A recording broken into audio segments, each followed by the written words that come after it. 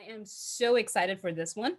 We are going to have a conversation with amazing creatives on HBO. We have Andre Parek with us, who recently just won an Emmy, by the way, for Succession. If you're not watching it, do go and watch it. We have Alberto Ferreras. Ooh, amazing. Habla Now on HBO Max. Go for it. Watch it. He's the creator and the director. And we have Simon Myers with us. Simon, do I see you there?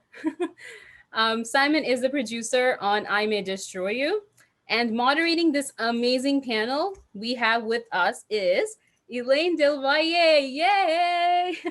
She is a producer herself on Habla Now, by the way, and also a director, a filmmaker, a casting director, also the owner of Del Valle Casting. Right? Perfect. Beautiful. I am so looking forward to this panel, and do check out their bio, guys, because one word cannot do justice to their amazing filmography and body of work. So I'm looking forward to it. Off to you, Elaine. Take it away. Thank you so much. And thank you so much for having me here. Love the Bushwick Film Festival. Last year, I had the honor of judging some of the films, and it was among some of the best films that I've ever seen at any film festival. So congratulations to the Bushwick Film Festival. And definitely congratulations to these amazing HBO creators that are joining us today. I'm going to tell you a little bit about each and every one of them, and I have some questions that I want to ask them very much. So I hope that everyone can benefit from that, and definitely go ahead and add your questions to the Q&A part if you have any specifics. But let me tell you about our esteemed panel. I will start with Alberto Ferreras, who is an award-winning writer, producer, and director. He created the HBO documentary series Habla that has been going on since 2003. He wrote the feature film Que Viva la Música that premiered in Sundance 2015. His award-winning novel Be as in Beauty was published in the US, Spain, and Italy. He's currently writing, directing, and producing an award-winning series of urban shorts that he titles The Lessons. And The Lessons, some of them have been picked up by HBO Latino, and definitely you can watch them on HBO currently. His documentary, Cada Paso del Camino, premiered at the New York Latino Film Festival, and his other short films have enjoyed premieres at other very prestigious film festivals like Berlinale and Outfest. And if that were not enough, he has also created for stage, including this year, 2020, for Theater of the New City, Hamlet in Harlem. He was also commissioned to create a video installation for the Smithsonian Latino Center in Washington, D.C., and that is Alberto Ferreras. And what a terrific honor it is to have him here. Also, we have Andre Parek. I hope I said that right. Andre is of Ukrainian and Indian descent and hails from Boston, where he studied media studies and sociology before going on to earn his MFA in cinematography at none other than NYU's Tisch School of the Arts, as well as studying at FAMU in Prague. Over his 20-year career as a cinematographer, he has shot over 20 feature films, including Half Nelson, Cold Souls, Blue Valentine, Madame Bovary, and the HBO miniseries Show Me a Hero. Recent work includes The Zookeeper's Wife and the television pilots 13 Reasons Why, and of course Succession and The Watchmen. And as he transitioned into directing, Andre has directed episodes of HBO's Watchmen and NBC Peacock's Brave New World, as well as, of course, HBO's Succession, for which he just won the Primetime Emmy Award for Outstanding Directing in a Drama Series. So all hail.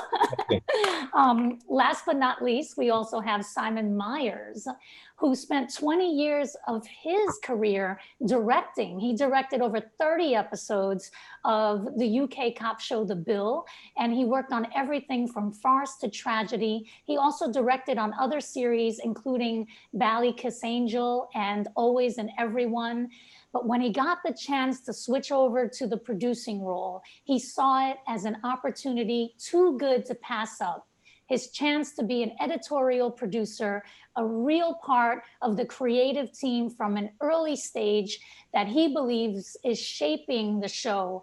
And that is actually what he wanted to accomplish. And that is what he accomplished with HBO's breakout hit, I May Destroy You. And I know everyone knows that show, as we know Succession and definitely Habla, all from HBO. So it is my honor to be able to ask these questions of these wonderful artists.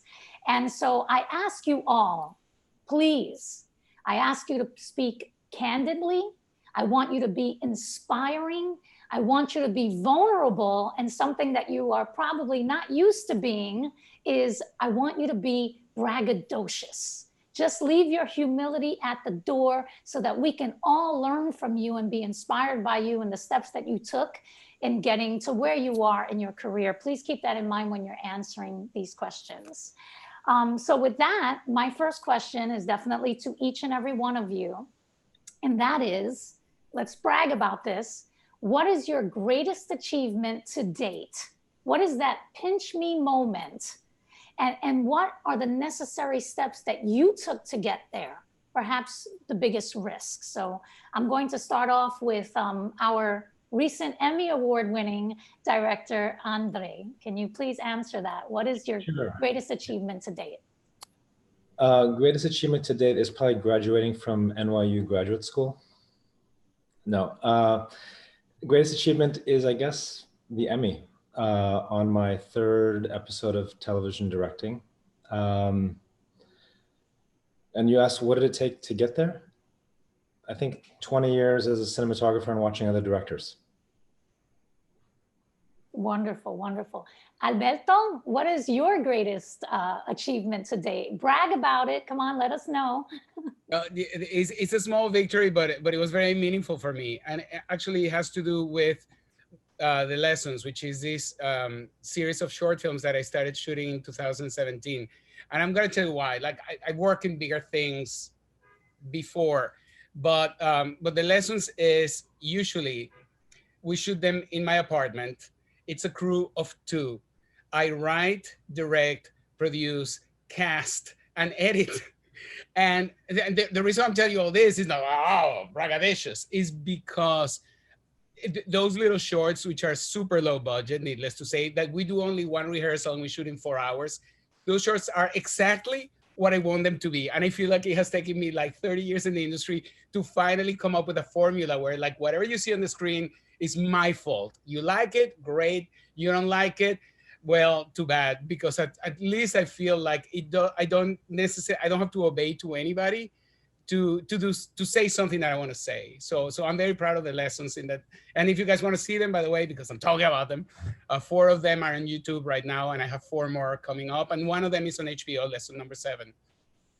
Amazing, wonderful. I always say that as well as a filmmaker, that what matters is that you love it, not anyone else. People ask me, how do you get your films on HBO? I say, don't think about what they're looking for, just please yourself. So I definitely second that sentiment. Simon Myers, who we all know I May Destroy You is the breakout hit of the century here, I think.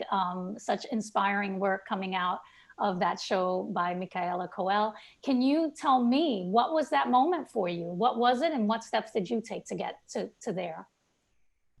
I think any moment, be it in working in drama or documentary or comedy, where the product that you make touches people's lives and resonates with the audience. It's that, you know. Probably a lot of people watching and taking part have worked on shows where, you know, it's fine and everything, and it just goes off into the ether and that was it, and you kind of wait for your phone to ring and it doesn't. But when you work on something which clearly hits home with the audience, that they love and appreciate and learn from, I mean, that's what we're doing this for. You know, that's brilliant.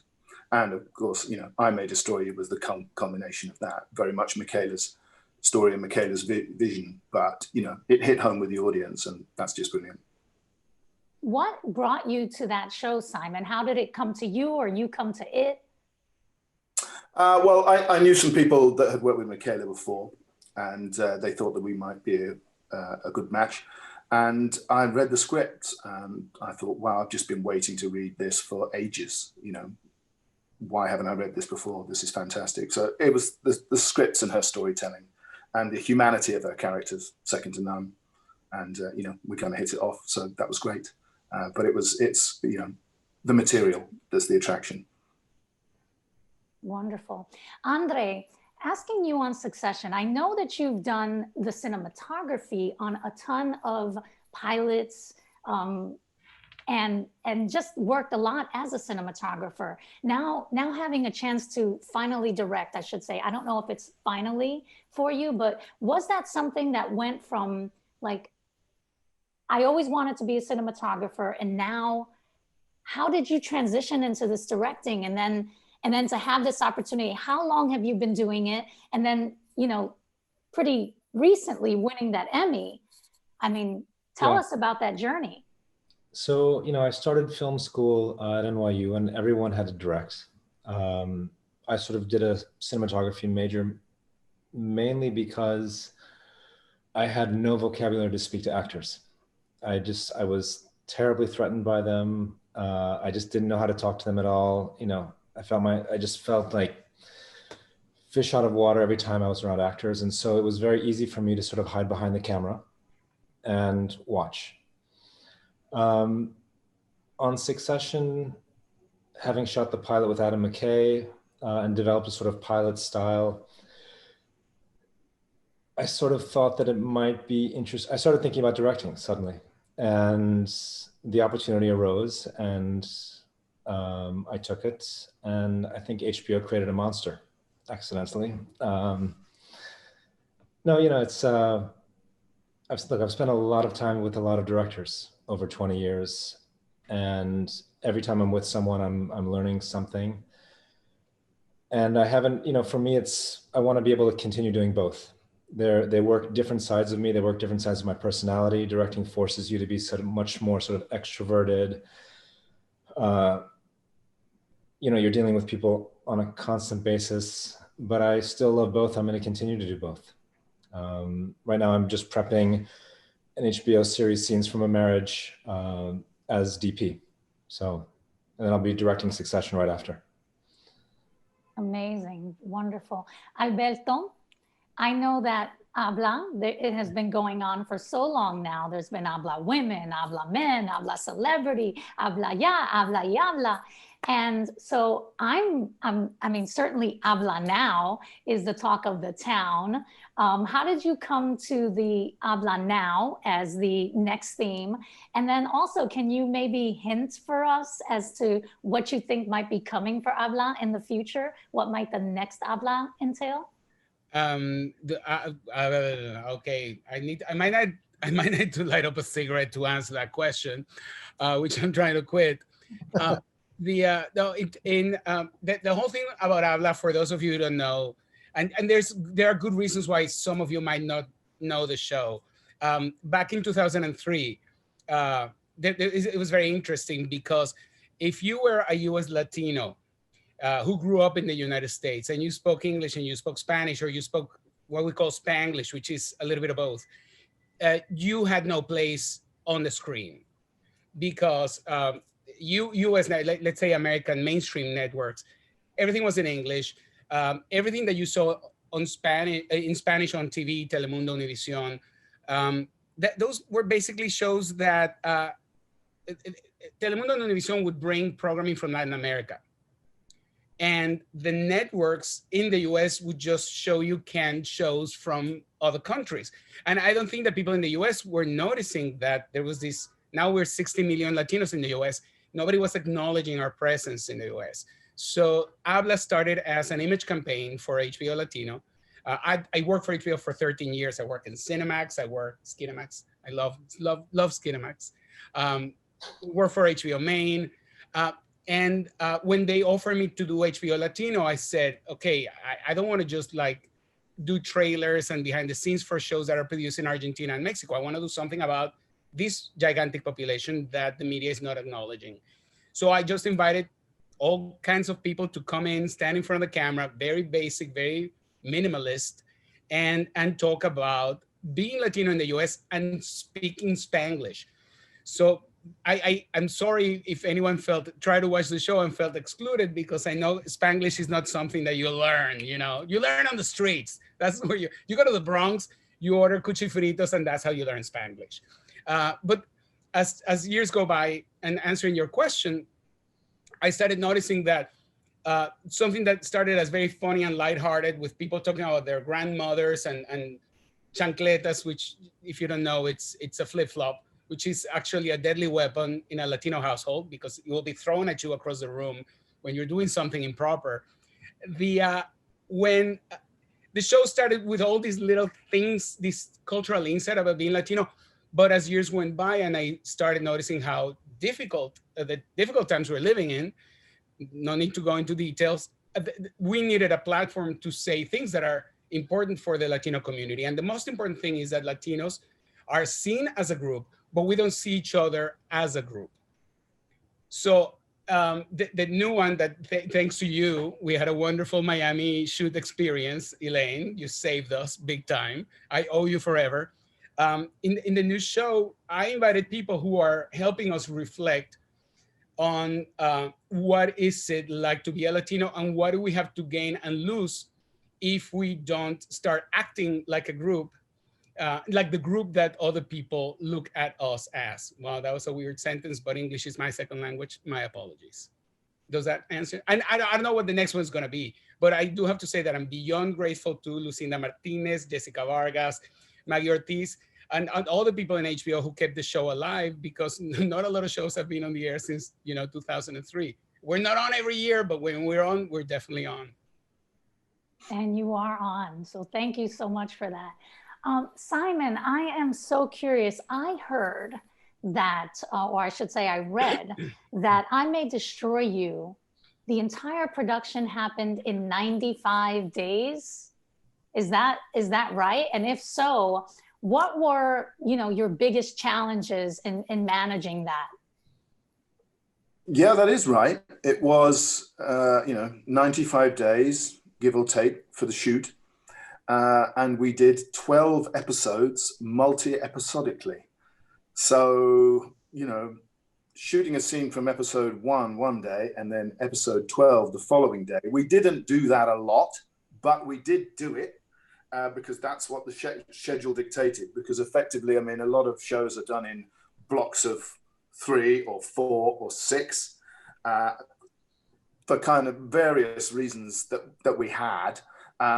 We didn't want to follow that model. We just went into one giant shoot of 12 episodes multi-episodically. So, on a logistical level, if people are interested, that would mean that effectively, although you might have the odd week off in that 95 days, you need to have all your scripts before you start, all your locations before you start, all your cast, all the things that you need to have. Now, did we have those? We did not, but we had enough of them. And obviously there's always, on any shoot, at least here in the UK, there's something that you have to adjust as you're going along, be it a location that goes down. That one script that you knew was always the one that still needed work, but you have to start filming anyway, all of those kinds of things. So just managing what, it was, that's quite an enterprise with 12 episodes, all of which have a different tone and a different feel. And of course, if you need access to the writer, that's a bit tricky because she's in most of the scenes. So, it was just a long old haul, 95 days, that took us from, the summer of 2019 to the end of January this year. And of course, that took us across the seasons, which is something we wanted to portray in the show, the passage of time, and to have something where the sun shines in Italy, but then the dark of the London winter night. So it was a particular way of doing it, and we just thought, okay, if we're going to do it that way, then we need to be aware of people getting worn out, be aware of the locations that are likely to change. Be aware of script changes and when Michaela might have time in her head to think about them, let alone do them. Just planning the odd recce day here or there to go and mop up the bits that you haven't yet planned. And, So it was okay, you know, it was unusual, but it's okay because it's what we planned to do, you know, rather than something that we suddenly had to react to. We sort of made that choice that we were going to go into a 95-day shoot. Another question for you, Simon, is I had read a while back, not too long ago actually, that Michaela had a big deal, a big offer, $1 million offer that she turned down because of ownership. And I really loved reading about how she wanted to have some ownership of her own show.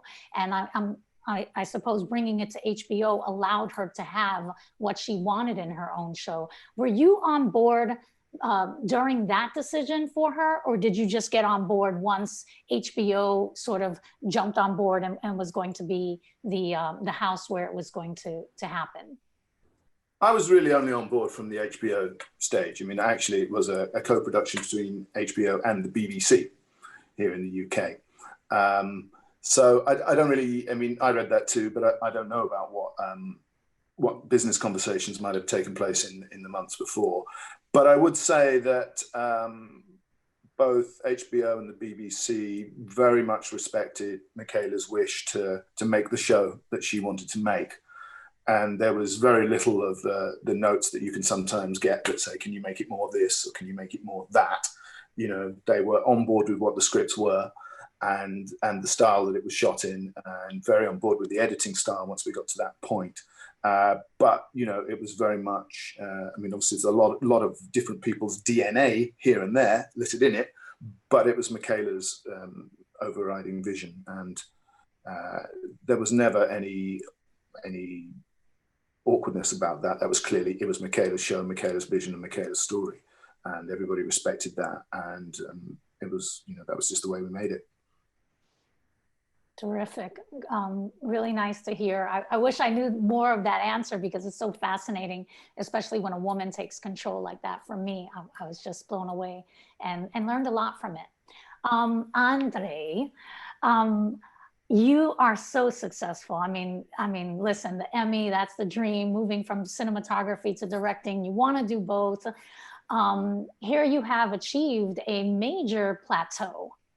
And, you know, like any artist, I assume that, you know, we look at that mountain that we wanted to climb, and now we're up there and we're looking down, see how far we've gone. And now we look ahead as to where else we might go. And I'm not asking you what is next for you. I know what you have planned next, Andre. What I'm asking you is, what is that next big aim for you? What is that next mountain for you that you are suddenly aspiring toward and that you really dream to achieve? And then what are the steps that you are going to be taking now, even though you're definitely going to be doing, you know, still working as everything that you're doing now and certainly enjoying it.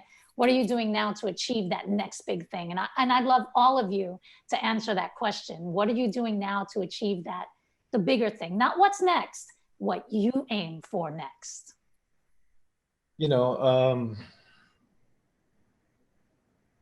winning the Emmy just was such a surprise to me. It's something that I never even thought would ever happen. It's something I never had my eye on, in fact. So, and I got it, you know, the Emmy happened at 4:30 in the morning when I was in Prague shooting a commercial, which was great because I was sort of away from all of the madness. You know, in terms of what's next, for me, it's just finding those incredible projects. You know, I think the projects that I've hopefully done throughout my career have been, I think they've been at a very high bar, and I just want to maintain that. For me, it's just about doing good work and working and, yeah, just making the right shows for the right reasons. And I think those reasons are the same reasons I've had for the last 20 years. You know, things that are either changing affecting people on a human level or on a social level. And that's what it's about for me. And do you think that you're going to, maybe that big thing that you're going to aim at next, do you think that it's going to land in television? Or do you think that that'll land as a feature film? Or I don't really have the big thing in mind right now. For me, it's just keeping my head down and working. love that. Thank you so much. Question for you, as a director, would you let yourself be your own cinematographer? You know, it would really have to be the right project. You know, they're both very different jobs, and I find them each incredibly taxing. They just, you know, they require a lot, and they require, a lot of people are asking you 1,000 questions all the time. And so sort of doubling that experience would be, I'd have to have the right team with me. You know, it's the kind of situation where you need to hire people where you don't have to speak to them. They just know what to do. And right, if I had that, then maybe. But until then, absolutely not. Great answer. Alberto, I want to know, what is the next big thing that what's the dream? What's the goal? What's not what you're doing next, but, you know. How's it go? I'm trying to win the lottery. I'm saying that it's so funny because there's been so much talk about film and the industry, you know, especially through the entire like Hispanic Heritage Month, and that I came up with, I think is a brilliant analogy, bragging here. And I was telling somebody the other day that the film industry, the entertainment industry is like the lottery, and you can, you know, work for the lottery or try to win the lottery. And when you're a creator, you're trying to win the lottery. You're like, oh, I came up with this idea. And if you're a good creator, nobody's going to believe you. And it's going to take 7 years before people are like, oh, shit, you know, Elaine told me this.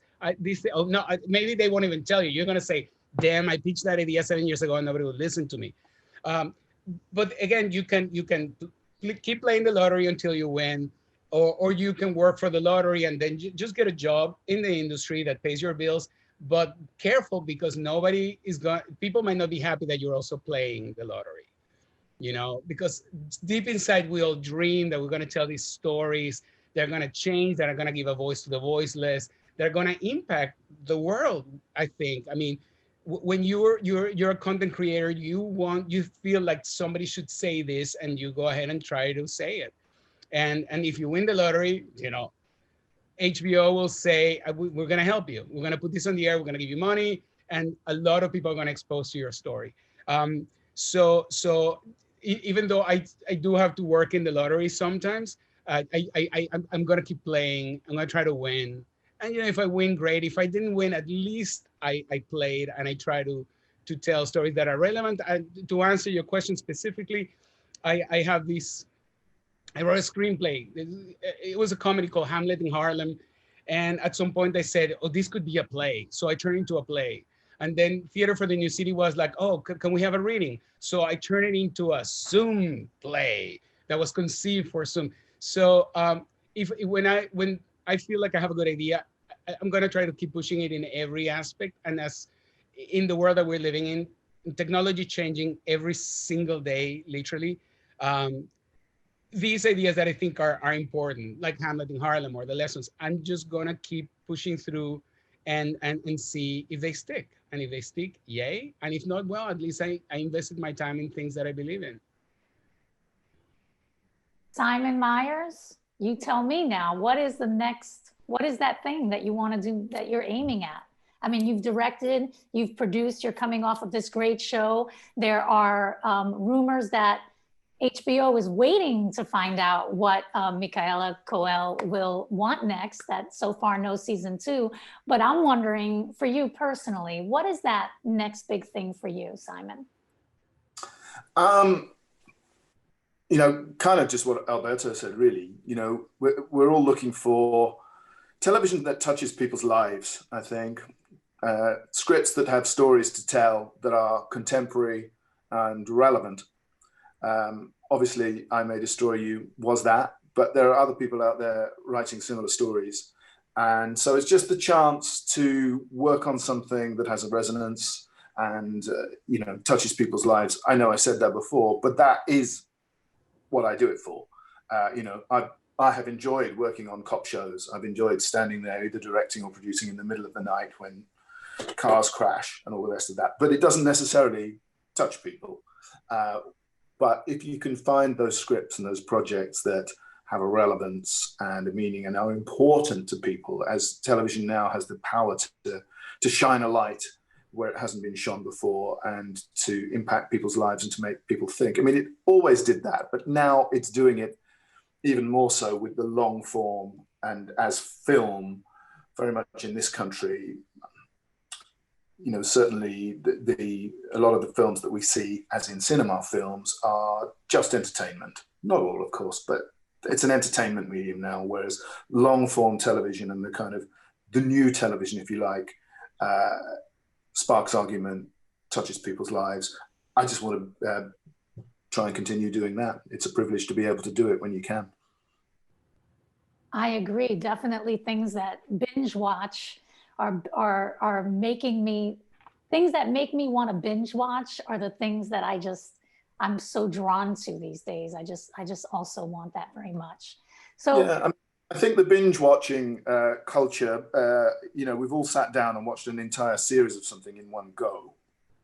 And that's great and everything, but I think it's also nice, for instance, with I May Destroy You, I think, you know, it went out one episode per week on HBO in the US, as far as it did, but then you could also binge watch all of them. If you missed one, I remember I caught up, I started at season 3 and then episode 3, and then I couldn't wait for the next one to come up. So wonderful on that. So listen, guys, I've been thinking a lot about this question and what I really wanted to know from you. What I've been thinking about myself as a filmmaker is 2 words: inspiring legacy.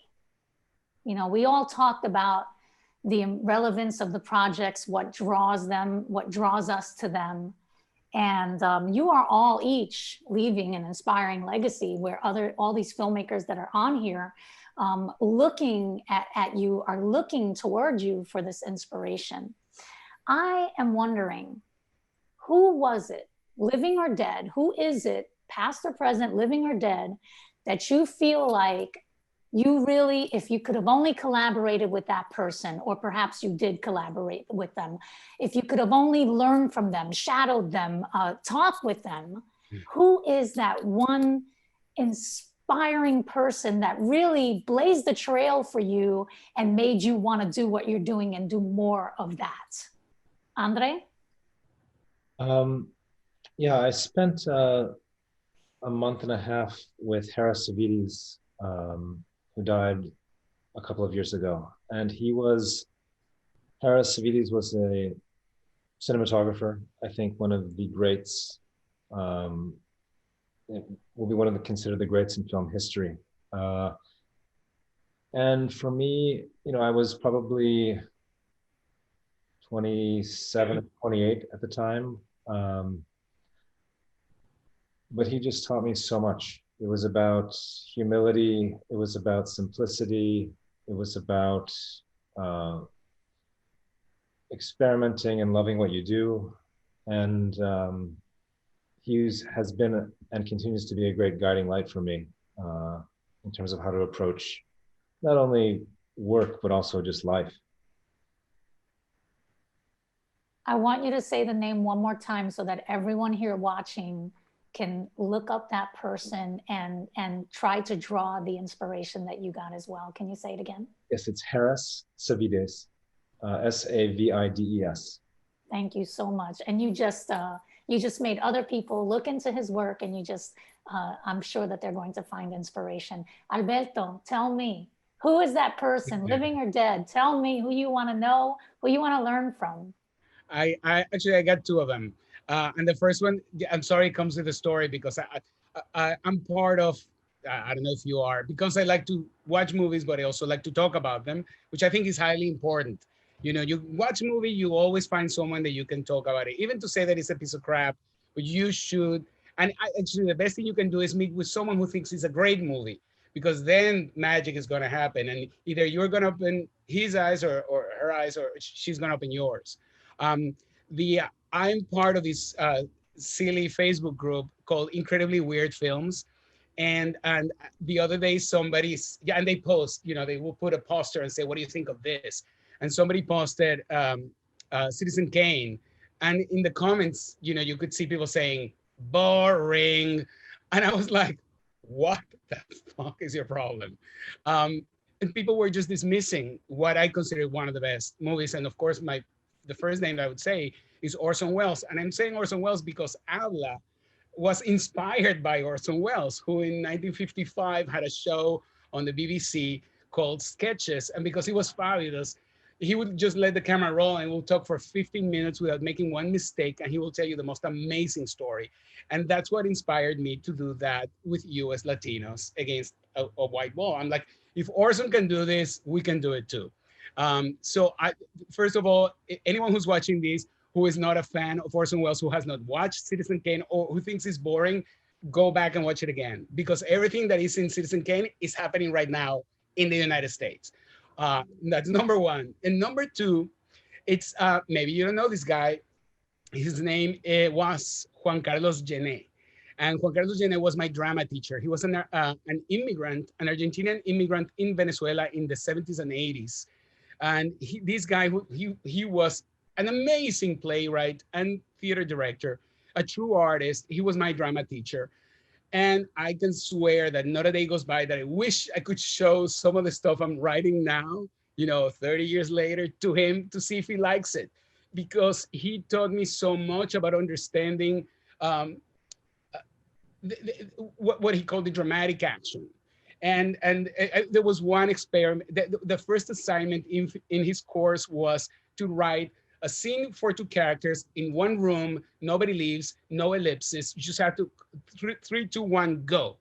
And I couldn't do it when I was studying with him. And now my entire series, The Lessons, is all about two characters in a room, sometimes 3, just talking, and there is a dramatic action, and there's an arc, and there's a catharsis. I hope there is.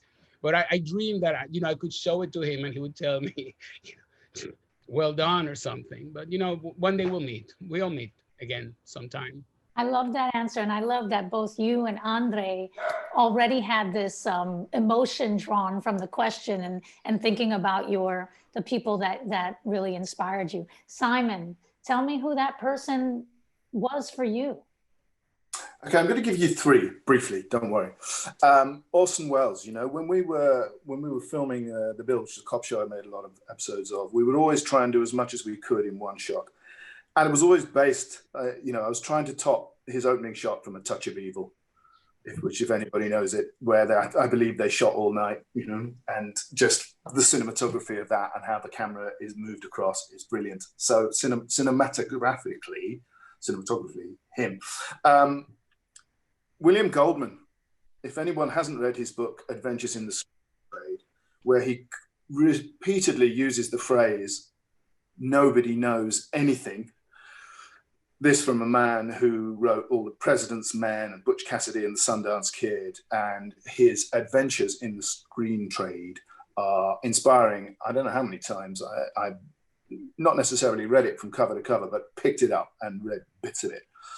And these days, when I watch TV and I watch the work of Ryan Murphy, who I've never met and don't know, but he pushes it. He pushes it.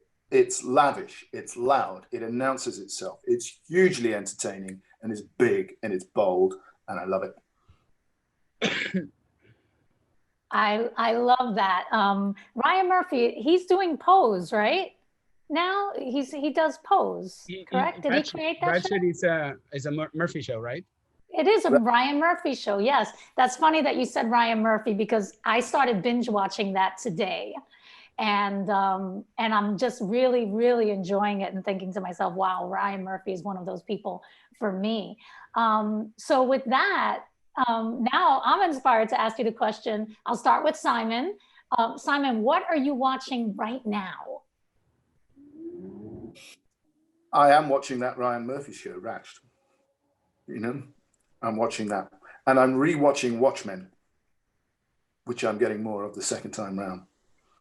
Terrific. And that's a very great transition to go to Andre, because Andre had so much to do with Watchmen and doing the pilot, right? The cinematography on the pilot.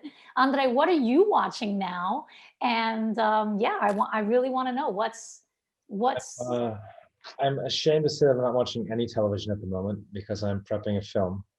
The only television I'm watching actually is Bergman's Scenes from a Marriage, his original televised version of it, which we are emulating and remaking. And so you're watching that to get, how long ago was that filmed? And then what are the things Is it Ingmar Bergman? Is it Ingmar Bergman Scenes from a Marriage? Yeah. Like 70s. And it's considered Sven Nykvist's worst work. So you won't take too much away from it. Well, you just have to see what the trappings are and what the dangers are. So. Wonderful. Question for you, and I will ask Alberto what you're watching as well, but first I want to ask Andre. I know that you've done the cinematography on so many pilots, but you have not yet directed on a pilot. Yeah. Am I correct in that? I've not directed a pilot. I mean, I just started directing 3 years ago, 2 years ago. Do you want to direct on a pilot? Is that something? And then how would it differ? How does the work of that, like creating the look of it and all of that, how does it differ as a cinematographer creating it, and what you would bring as a director to a pilot? I think the chance to make a pilot is probably a lot closer to making a feature than episodic directing is. Episodic directing, you come in, the actors know more than you do. They know their entire storylines. The writer knows basically everything, and you're there just to kind of guide the ship, right? Hopefully not sink it.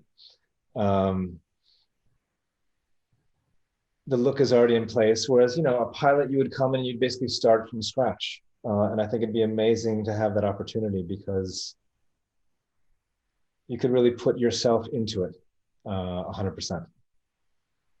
And if someone were to bring you a pilot, I guess through your agent, right?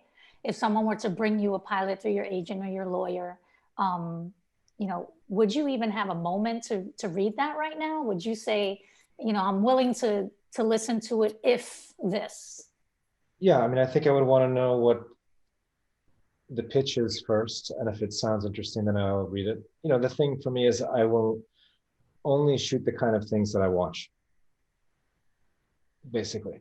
And, I have specific interests and I have things that don't interest me at all. And I don't take those jobs even when they're offered because I know that I just get bored and probably get fired. So it's better not to do something that you're not going to be in love with. Because if you don't, you have to give so much of yourself. And if you're not in love with it, it's just going to kill you. Okay, before we go on to the questions on the Q&A, Alberto, tell me what you're watching right now. This is embarrassing. It will be embarrassing in a second. Well, I'm binge watching Succession, so we're going full circle here. It's so funny that you talk about actors, like the acting. I just watched the hunting episode myself. Oh my God, it's freaking brilliant. Which Andre won the Emmy for. Well, I've been watching The Vow, which they're stretching to death. I'm sorry if there's anyone from HBO listening to this. It's a great story, but boy, we didn't need that many episodes. And I sometimes use television as Prozac. And I'm watching The Great British Baking Show religiously. I'm sorry, but something. Why are you laughing? Simon, listen, there's something about, in case you haven't watched it, it is this reality show where everybody's nice. And everybody's trying to do their best. And when they're doing their best, they turn around and try to help the person next to them. And I want to think that this is a big shift, for 2021, that we're just going to go like, really, do I want to win by trampling other people and stabbing them in the back? Let me do the best I can and see if I can help somebody else. I'm running for Pope, as you can see. That's it. Okay, so now I'm jumping to the Q&A. I could ask you people questions all day long. I'm just fascinated by all of your work. And thank you for being so candid, so vulnerable, and so telling. And now, inquiring minds want to know, could you give any advice for trained directors who are considering acting and directing in their first feature film? And this person asked, perhaps Simon could talk about working with Michaela Cole in this regard, and perhaps Andre could talk about shooting films with the directors who also act in their films. So Simon, why don't we start with you on that? And I'll ask it again, could you give any advice for trained directors who are considering acting and directing in their first feature film? I'm tempted to say one word, which is don't, because, you know, they are very different disciplines, and whenever it's normally people who are experienced who do it. You know, on I May Destroy You, there are two co-directors, of whom Michaela was one, because obviously she's in it. It splits your focus big time to try and act and direct. Not only are you trying to concentrate on your own performance, you've also got to watch everybody else's performance, what the costume is doing, what the cinematography is.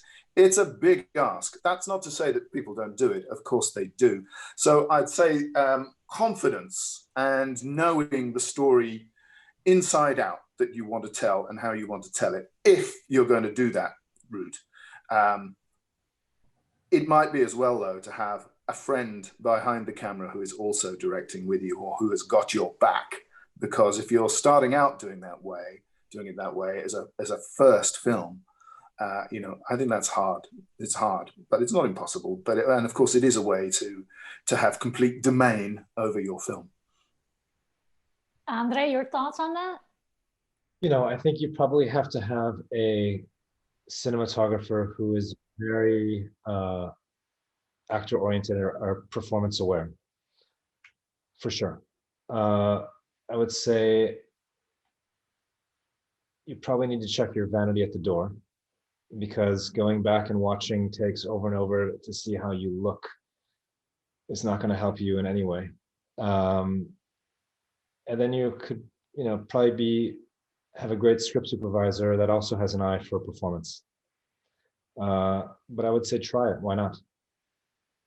I as a director, I have actually directed myself, and I would say to the person asking that, do not. That was one of the first things that I did as a director, and I look not to do that again, because I want to direct. And Andre is absolutely right in that, you know, you can't go back and waste time looking at yourself. And when you're a director, you're really like, for me, actually, I'm just glued to the monitor at all times, watching everything else. And I don't want to take the time away, the valuable time that is so needed on every project, to then go back and look at myself. So that's my 2 cents in that. And Alberto, what are your thoughts on that?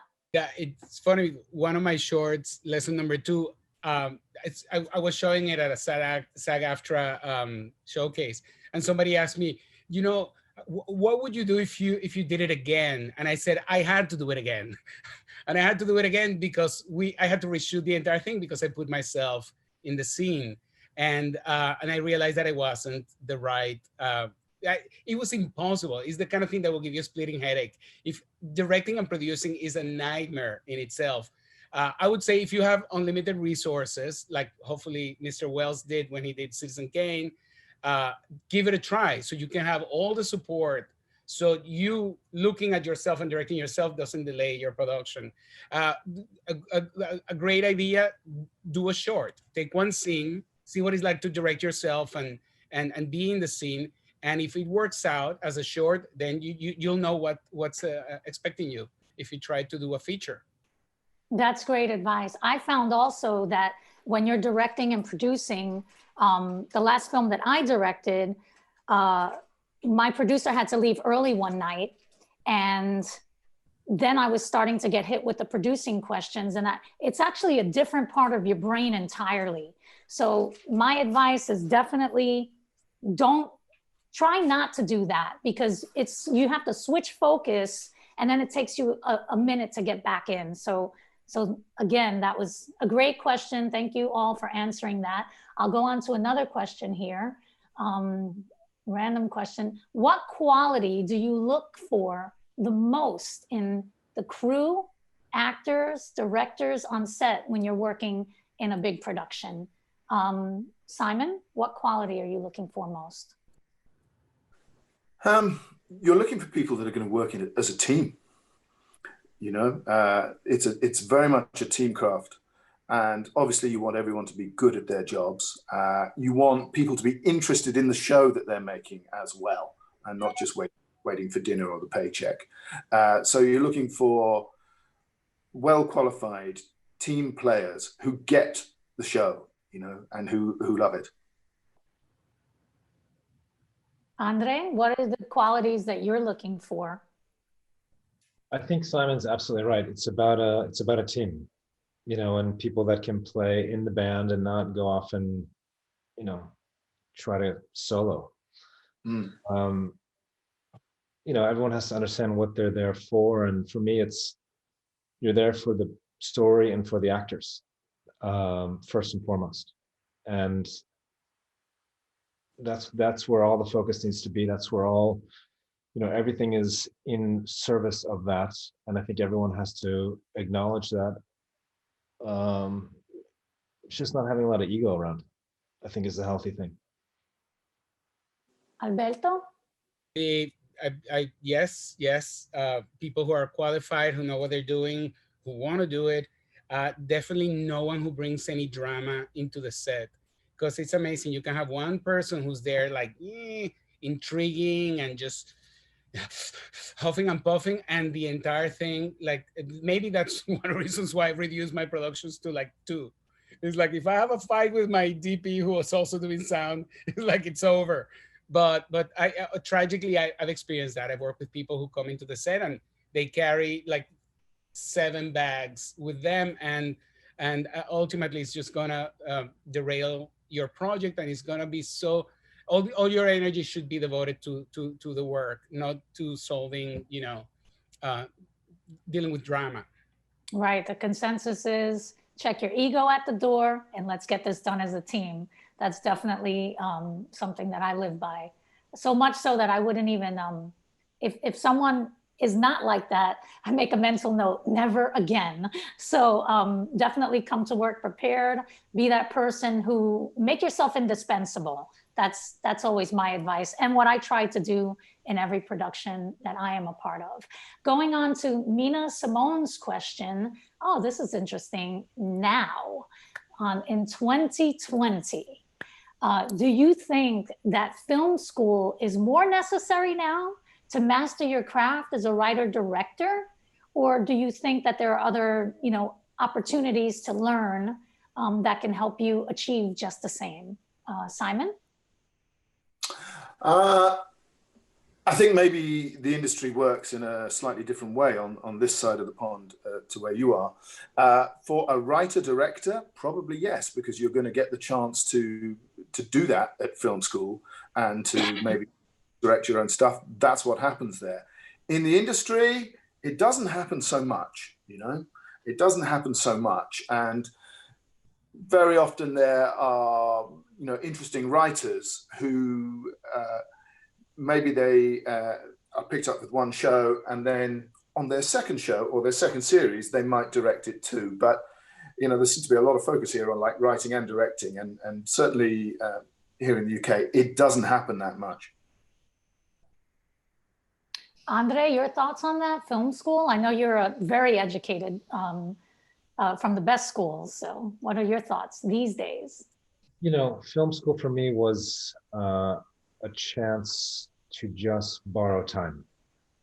And at film school, all I did was film school. So I had 3 years of basically film theory, film history, just a very deep dive, you know, and I think it would be hard, you know, if you're going to go to school, like, commit yourself to going to school. I shot 50 short films while I was at school, and I became a cinematographer because of film school. And I'm not sure I would have had that opportunity otherwise. I probably would have worked as a camera assistant for, you know, who knows how many years. I came out of film school as a working cinematographer. And so for me, I would say yes, film school is a great opportunity if you use it in the right way. Alberto? I mean, I feel like, you know, if you go, there's a lot of great things about film school, I would say, and probably the main one and the one I miss, I didn't go to a great film school myself, tragically. And but I think the best thing you can get out of it is a team of people who are your age, who want to help you, because film is a team effort. So that is definitely an advantage of going to school. The school is going to be as good as the teachers that you know, that teach you. And so, you know, I'm not a huge fan of like, just, you know, I got a diploma, so I know what I'm doing. I feel like you have to work in the industry, and you have to do what you can. But if you go to a school where you're basically taught that there's fantastic films that maybe your peers and your parents are not aware about, if somebody convinces you to watch, it might be worth going to the film school if somebody's going to tell you, sit down and watch Citizen Kane, sit down and watch, you know, The Hour of the Wolf, sit down and watch all these movies that we don't talk about because they're not big blockbusting hits. And you're like 20 and you think that, you know, Stranger Things is like the best thing you've ever seen in your life.